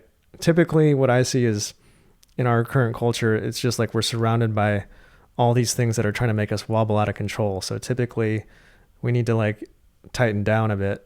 Yeah. But what are you seeing? Are you seeing? I see a mix of both, because I've also absolutely seen the people who have seen the wobbly wheel and get scared of it. And so they screw theirs on really tight because they're like, I don't want to be that. And then they end up cutting themselves off from a lot of pleasure, and they're just focused on, let me eat the cleanest diet ever, and I'm never going to touch sugar, and I'm never going to touch anything that I want. I'm just going to eat the cleanest diet, and I'm going to work out, and I'm going to get this really stable, secure job that guarantees me that I'm going to be good, and let me live in the safest area in the cookie, people end up kind of like really cutting themselves into a life like that sometimes, out of fear of becoming maybe wobbly and loose. And to that, I would ask, like, are you enjoying yourself at all? And, we can live a dry life like that, but we really kind of start losing out on life. Like, are you living anymore? And what are you living for? Are you happy? Because, happiness is a beautiful thing to experience. And happiness also comes when we are balanced, when we're allowing ourselves to experience the pleasure, which is sometimes riding that fine line between allowing ourselves a little bit of expansion, a little bit into the pleasure side of things, but also just being aware and not getting too loose on that and falling completely off the boat. So yeah, I think that there's a beautiful balance. What you're saying reminds me of the people that like they're addicted to social media and then they get off. And so they're not on social media anymore, but they tell you every time you see them, I haven't been on social media in 1 month, 2 days, and 4 hours. And you're like, you might as well go on it because you think about it all the time. Yeah, clearly. I haven't smoked a cigarette in 3 years, 2 months, and 1 day. Like, but you're thinking you might as well smoke a cigarette at that point because you're basically like thinking about it all the time. Right. Yeah. And I think that a huge thing to like break a habit like that, because, you know, of course we know that smoking is not healthy, and like I wouldn't recommend that to anybody. But a lot of the times people struggle with kind of letting go of a toxic trait because they still identify, their identity still says like, I am a smoker who is now, you know, staying away from smoking, and I'm counting down the days of me not being a smoker. But then you're thinking about it all the time because you still identify as a smoker on the inside. And same with social media, you're still identifying as somebody who loves social media and who was addicted to it. That's still part of your identity. Therefore, you're still thinking about it every day that you get up, and it's this pain, it's this struggle, it's this resistance of trying to avoid it because it's still your identity. And when you can change your identity and just say, I'm literally not a smoker anymore. I'm not. And I'm not a social media addict. That's when you can now approach things. And when you can really make that identity shift at your core, you're no longer going to struggle with that issue. You're no longer going to be counting down the days that it's been since you've done the thing. And it's just no longer part of who you are. And that's where I think you really release those things that have a hold on you, that have a grasp on you. Well said. Yeah. That was a good topic. Yeah. That was a great topic. Great questions. You've been going on great questions. I mean, that just came up organically. Yeah. But I guess those are the best, right? Yeah. Yeah. Well, I have another question written down for you that is going to get into the forbidden realm. Ooh. Yes.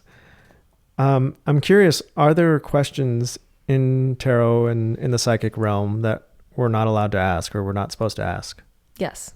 And that there's a few different ones that I would deem like very forbidden questions. Like you should never ask. The biggest one being is asking a psychic, when am I going to die? Or anything about death. When is this person going to die? Or is this person going to die? Or anything like that. You should never ask that.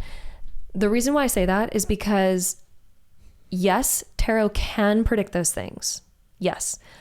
But you as an individual and everyone on this planet has free will. But when you hear something such as like, let's say the tarot reveals this hidden secret to you, that is a reflection of your current timeline of what you are currently manifesting. When you hear something like that, it can solidify that because now you might be like, oh, now I know when such and such is going to happen. Now I know this thing. It can make it more concrete, and we can lose a lot of our free will in that. So I'd say things like asking about things like death and like, when am I going to die? Or when is somebody else going to, you know, or are they going to die from this? Don't ask that, because you are solidifying a reality that is a potential reality that might be the current potential based on what's being put out there, what's being manifested. When you have that hard information, it again can solidify that. And I feel like that's just something you should never solidify in your life. That is one question that you should never solidify, because that's the sort of like end all question. Whereas if you ask a question like, oh, am I going to be successful in this career? You know, you might get cards that come up that say like, oh, your current path is showing that you have this obstacle in front of you. You're currently not working past this fear. Therefore, it's showing up as it's a potential, but it's also showing up as you still have to learn all these things before that thing is ever going to come into your life, for example. That's still very open-ended. Of course, that it's showing exactly what's happening, but you still have this free will to move through that. Whereas a question such as death or something like that, it's this hard, concrete thing that, again, when we hear it, now that's going to be in the back of your mind. And when that's in the back of your mind, constantly repeating, I mean, you're going to end up solidifying something that didn't need to be solidified. And again, it should just never, under any circumstance, should that ever be asked, or should any psychic ever look into that or predict that for you. It is 100% just forbidden, in my opinion. So yeah, that's the reason why, and that's the biggest thing. Another thing would be things that deeply invade other people's privacy. Anything that's disrespectful should never be asked. You can ask fun things such as like, oh my God, what does my crush think about me? Do they like me back? You know, like it's harmless. It's cute. It's, you know, things like that. That's fine. But asking something like, oh, I heard that Rosie did this really bad thing to her friend and I want to find out what it was. Like, what, like this is gossip. This is prying into somebody else's privacy. There's no good intention behind it. If you don't have a good intention behind what you are asking, if it comes from a place of bad intentions, or if it comes from a place of just gossip or negativity, don't ask it, because that is, you're disrespecting such a sacred tool, for one, because tarot is such a sacred tool of connecting to the higher energies, of connecting to the universe. Why would we ever connect to the universe for a malicious reason or from a negative reason? You should never use the higher powers or anything for that sort. I mean, karma is a real thing and it's a spinning wheel. So if you wouldn't want somebody asking that about you, don't ask it about somebody else.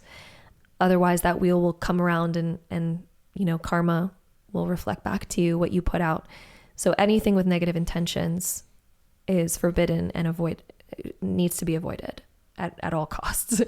That karma will come back around and it's inviting in more negative energy. So I think it's a tool that should be respected. You know, you can use it for fun things, good intentional things, self-exploration, deep realizations, all of that, all the good vibe stuff. Use the tarot, use the psychic tools for that, but not for the negative stuff, because it's not an energy we want to put out there. That's what I would say. Yeah, that was a great answer. And I totally agree. Like, you know, death is probably the only solid thing that we know is coming. That's the only inevitable thing that we know is coming. And to like solidify that narrative kind of makes that thing happen. You know, there were infinite possibilities.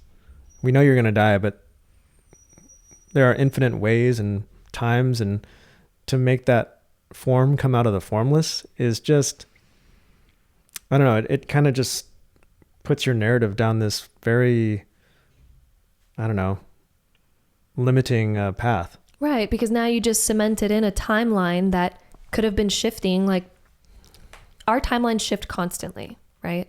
We can make one decision in the next 10 seconds that will change our trajectory and our timeline of our life and change that outcome and when that outcome is going to happen. But why solidify it? Why solidify that now? Because right when you solidify it, I mean, right when you're aware of something, right when it's in your awareness, it starts perpetuating. And the beautiful thing about tarot is that when you're predicting the future, it's always good to know that even if you have a psychic that predicts anything for you, that says like, oh, you're not going to achieve that success that you're wanting, or, oh, you're not going to find love, or whatever. First off, it's important to know that any psychic who reads that concretely doesn't know their practice very well, because we have free will. Nothing is ever solidified in stone. Any tarot reading that you get reads based on your current energy, what you're currently attracting, and you're always in control of that, and you're always in the driver's seat and can change anything at any time. And that's why I love tarot so much, because it shows you and brings awareness to what you're currently attracting, what you're currently going through. It helps you with understanding the present moment more and understanding anything that's happening in your future. That's why I love it so much. It's the beautiful tool to help us bring awareness to that. And it always makes so much sense when you get a card that comes up that's like, oh, you know what? That success that you're wanting, this challenge is popping up. And you're probably like, you know what? Yeah, that has been popping up. And oh my God, I do need to get over that and through that if I'm wanting to achieve what's on the other side of it. So yeah, I mean, that's why I love tarot. It's a tool for navigation. It's a tool for self-discovery and self-growth. It's not this concrete thing. And so, you know, sometimes I'll hear psychics that read so concretely and I'm always like banging my head because I'm like, no, you're not solidified by that. And I see that within astrology too, especially because astrology, you know, you have this concrete birth chart where maybe you have a malefic planet in your love life. And some readers will look at that and they'll say, oh, well, you're destined to have bad luck in love. Absolutely not. a malefic planet is always there for growth and development. And so even if you have a malefic planet in your love life, career life, whatever you have in your astrology, tarot, whatever, that's not destined for you for the rest of your life. It's destined for you to learn and grow from that. But it doesn't mean that you can't have the most amazing love of your life. It doesn't mean that this is the blueprint of your autopilot state. Astrology is the blueprint of your autopilot self, your autopilot mind, what you came here to learn from, what you came here to grow through, the experiences that you came here to have. But you're not limited by it, and you're not bound by it either. You can learn those things and then expand and grow and then create whatever you want. We are ultimate creators, and we're in 100% control of our reality. But of course, we have our autopilot blueprints. We have our tarot that can show us the trajectory that we're currently on. But we're always in the driver's seat. And that's something that, I really want to make clear, because I definitely have seen some people, I get a lot of questions of people coming to me being like, oh my God, this astrologer just told me that I'm never going to find love because of all of these different planets that I have. And I'm just like, what? What? These planets are your autopilot state, the reflection of your autopilot mind.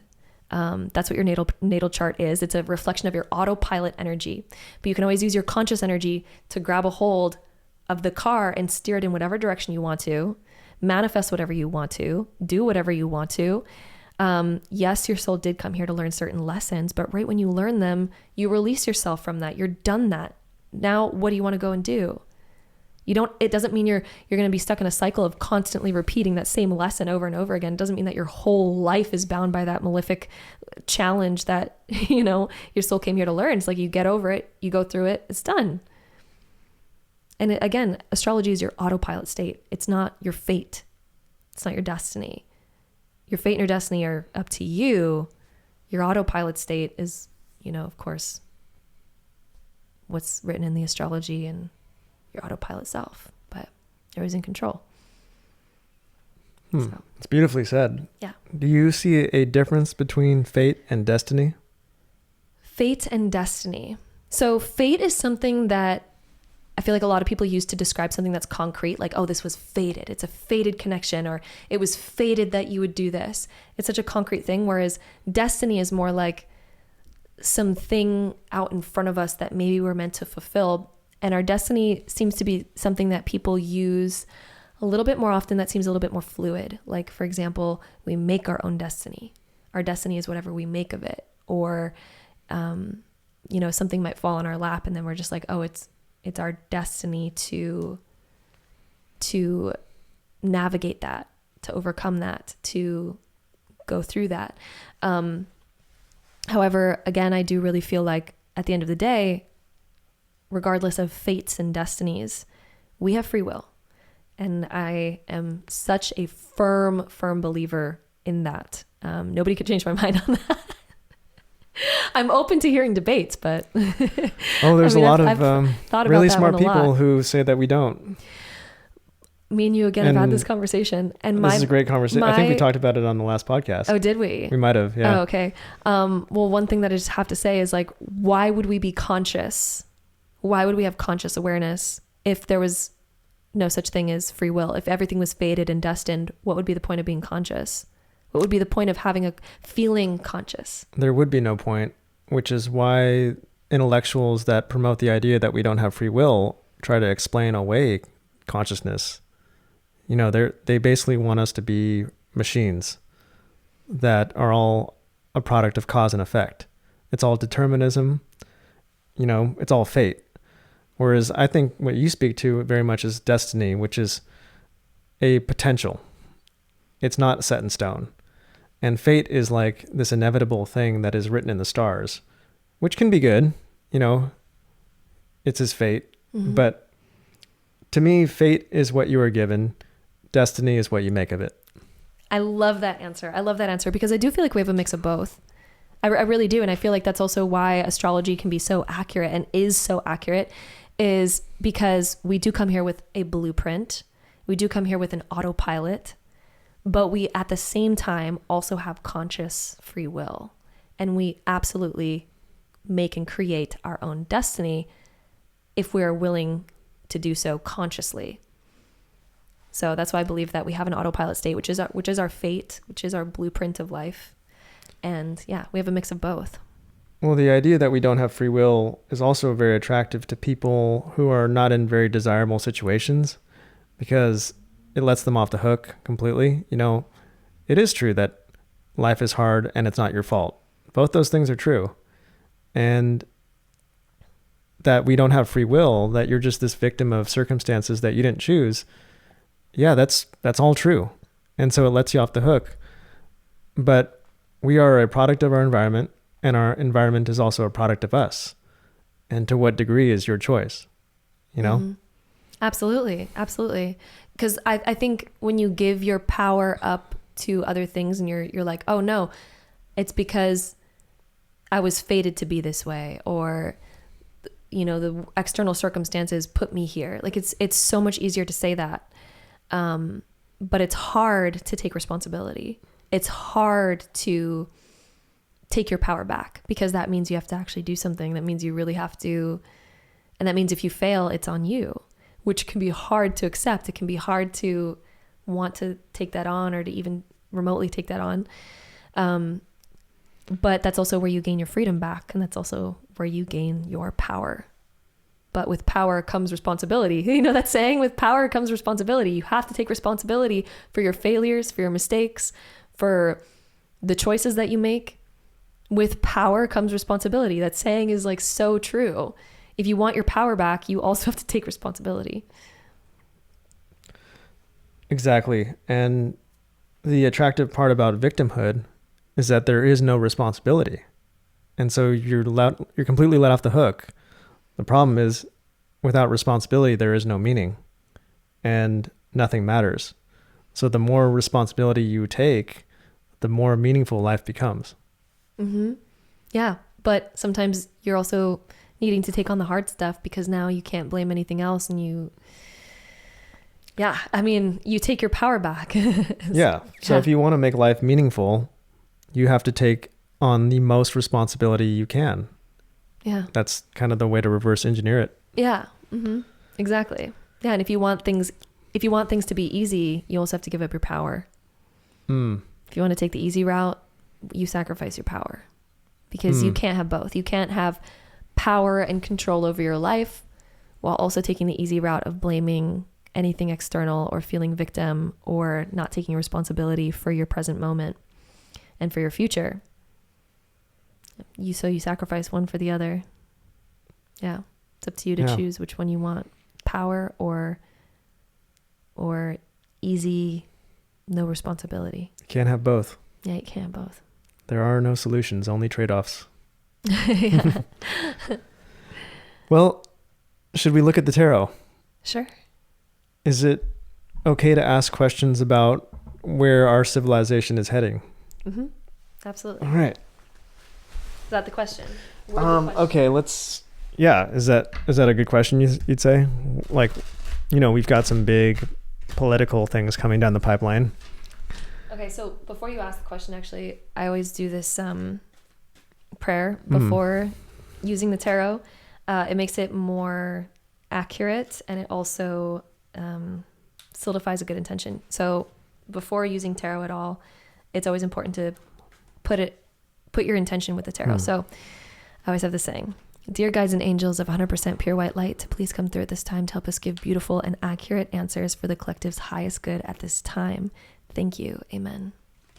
I love that prayer. Did you make that up? I got that from my tarot teacher, actually. I've reworded it slightly in my own way, but the kind of foundation of it came from the woman who taught me tarot, who was incredible. And she always would do a similar prayer right before a reading, which she always taught was the most important foundational thing before doing any tarot. If you just like whip out the cards, like, who are you talking to, for one? So the part of the intention is like, my intention is to connect with the highest beings of the highest light, of 100% pure white light. You know, that's my intention. That's who I'm connecting with. So I'm not just connecting to the willy-nilly whatever, or the flow of like whatever. I'm connecting to the highest source, who's going to offer the highest answers. And I also set the intention that it's going to be for the highest good of the person that I'm either doing the reading with, or the collective's highest good if I'm doing a collective energy reading, or whatever the case might be, because you want to have the intention that it's going to be for that person's highest good, right? Otherwise answers might come through and you might be interpreting them not for that person's highest good, and we don't want that. So yeah, the prayer helps solidify the full intentions of what's going to be laid out and how things are going to be read, how the energy is going to show up. And I think it's very important to do that. And I've actually noticed if I've ever done a reading without doing that prayer first, the reading is jumbled and messy and doesn't make a lot of sense. And whenever I've done that prayer, everything comes out with the utmost clarity that it becomes mind-blowing. So that prayer, I think, is everything when it comes to tarot. So yeah, anyway, that was a little bit of a tangent, but yeah, if you want to get into Yeah. Well, my questions are not really about myself. They're more about humanity as a whole for the tarot. Is that okay to ask? Yeah, that's very Aquarius of you. Okay. My first question is humanity going to be a multi-planet species? Are we going to get off Earth and, have colonies on other planets? All right, let's see. We already have a Fallout card. Ace of Wands. All right, for the collective's highest good, are we going to be a multi-planetary And so that was upside down, species? right? Yeah.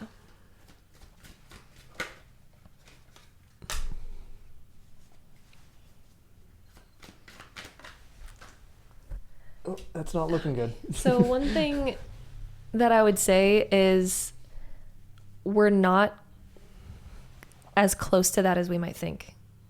I don't think that's as close as we might think it is at the moment. I know there's a lot of research going behind that right now.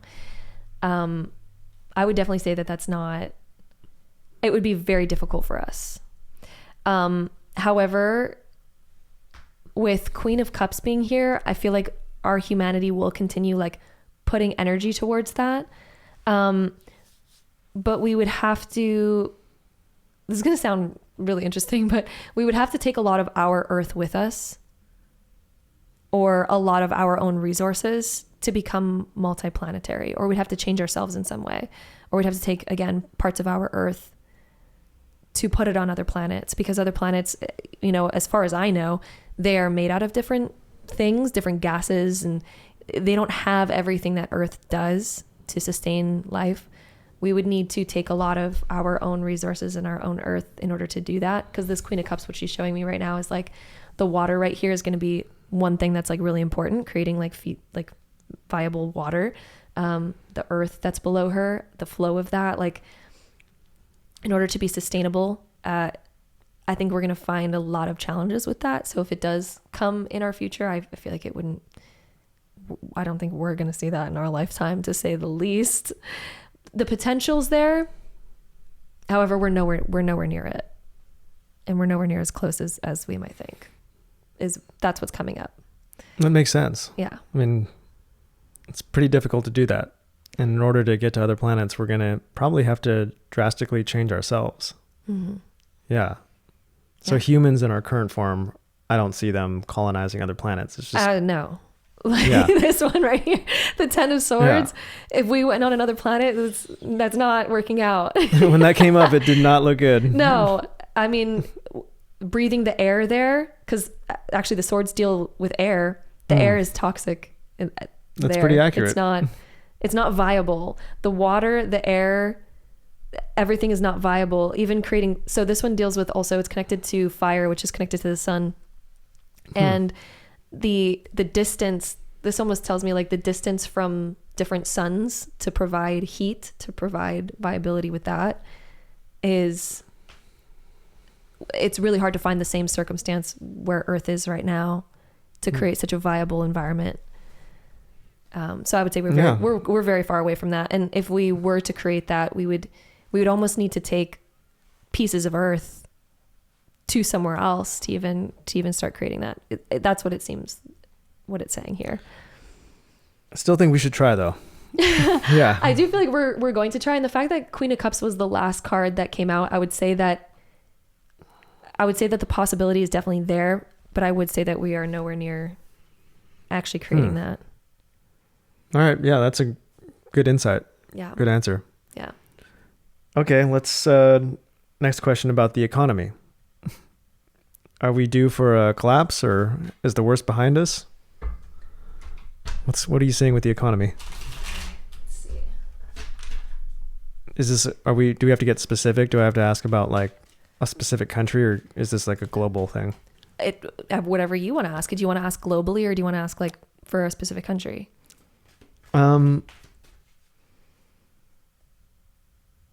Let's do the globe at first. Okay. See if that's too vague, we'll have to get more specific. So the tarot will answer anything. So yeah, we'll start off because globally. I think the entire world is kind of going through it right now. Okay. So I'm gonna get three. I always get 3 cards, but this already is giving me a lot of answers. Okay, that's looking good. Yeah. So globally, temperance is when things begin balancing out, and I would say that we are going to a time where things are balancing and things are going to become a lot better. The sun is such a positive card. It's a card that deals with abundance. It's also a card of rebirth. So there could be a lot of like renewals or things that are like a rebirth of some kind. Things that are currently going wrong in the world or wrong economically are going to have some form of new beginning or new start, I would say, or like a renewal of some kind. Also Page of Swords coming up, I would say that there is going to be like more peace, Page of Swords is kind of interesting because Page of Swords connects to politics. It connects to news being shared and things like that. It can also sometimes talk about like slight fear mongering and other things being shared. But with this coming up next to Temperance in the Sun, I would almost say that the fear mongering that we see right now is going to be drowned out through positive change that is also coming about right now. Like common sense will prevail. Common sense will prevail. Yeah. And a lot more balance because Temperance she's the alchemist of balance. She's also the one that gets rid of things that were wrong. So I would almost say that there's going to be like a redo of things that have thrown us out of balance and have been negative for us or toxic for us are going to be filtered through somehow and renewed in a better way. Some people are still going to find their nitpickiness with it, with the Page of Swords. Some people are still going to find their ways to nitpick the new outcomes, but prosperity is the sun. It's all That's about good. prosperity. Yeah. I mean, Yeah.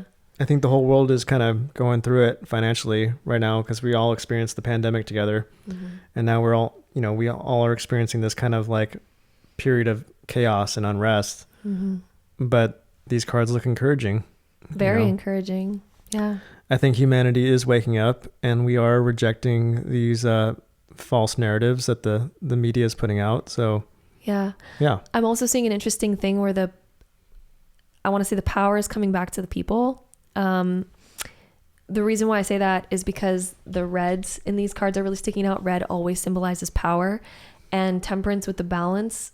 So it's almost seemed like the power has been imbalanced lately in the world when it comes to like government versus civilization. And this would indicate that more power is coming back to the people. And that's going to prevail. So I would also say truth is going to be exposed in some way with Page of Swords being upright as well. So yeah, good. Definitely be on the lookout for that and keep your ears open. That's optimistic. There's going to be some interesting news coming out. All right. Dare we get into politics? Oh, we can get into whatever you want. Okay, we won't get specific, but there are quite a few elections happening right now across the world, but notably in America. What do you see in the American election? Are we going to have more of the same, or are we going to...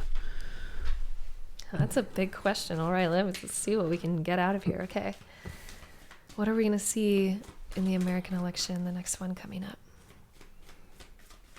Are we searching like for outcome here? Sure. Yeah. Yeah.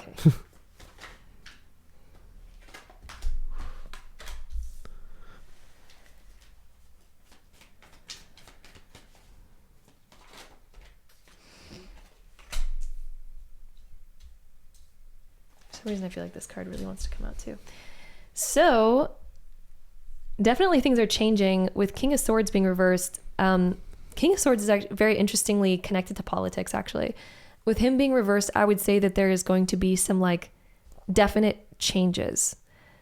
I would almost say things that are unexpected, and it's almost like things, there's some sort of happiness or some sort of cheer that's coming after that, with Three of Cups coming out afterwards. I would almost say that for me as a tarot reader, I wish I knew more about the politics that are happening. The reason why I don't is because I'm still a Canadian citizen, so I don't follow. I can't vote, so I don't follow along with it too much. So I don't know enough about it to put names on the cards, but I actually really wish I did know more about this to interpret it deeper. Have you heard of Donald Trump? Yeah, of course. Of course. I've definitely heard of who the presidents are. Yeah. In order to accurately interpret, like with names and everything, I would say I would need to know the politics a little bit more in depth. However, I can definitely give a general thesis here that there will be some unexpected shifts, especially when it comes to seeing the truth behind the candidates is going to come out, and sort of seeing, for some reason I feel like the truth of what certain people have been maybe hiding or putting off, that's going to come to light. And there's going to be like sort of happiness around like, oh, we finally understand more about who's going to be running our country and who we really want to, put our vote towards. I would also say that the outcome that's going to happen, the person who's going to win. So the last card that we have here is the Empress, and she's one that is prosperous and abundant. So I really feel like wherever this is going is going to bring more prosperity and abundance to America, where things are going to flourish more. And the Empress is when she's connected to Venus. Venus is the planet of love, beauty, and money. So Biden. It would be the economy. It would be the economy rising.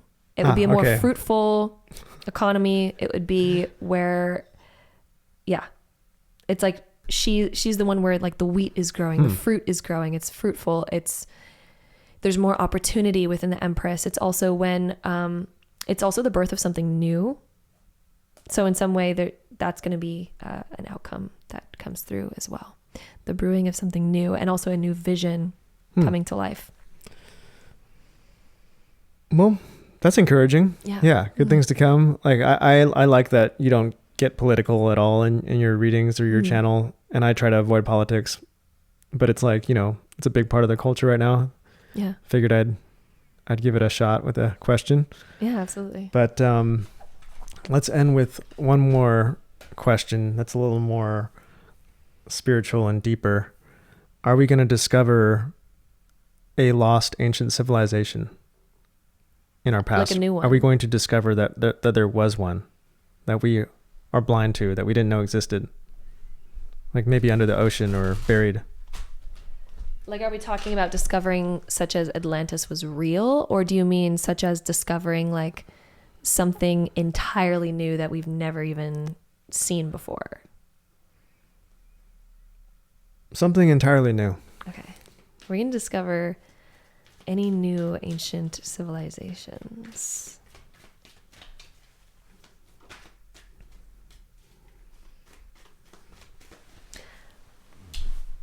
One thing I'll say right away with that card, there are still things that are buried and undiscovered. There absolutely are still things that are buried and undiscovered.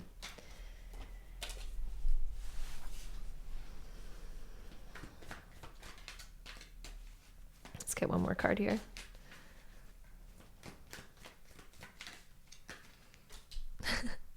All right. Yeah, that one came up in the last reading too. Yeah, there's definitely things that are buried and undiscovered. At the moment, we don't have the technology to find some of those things.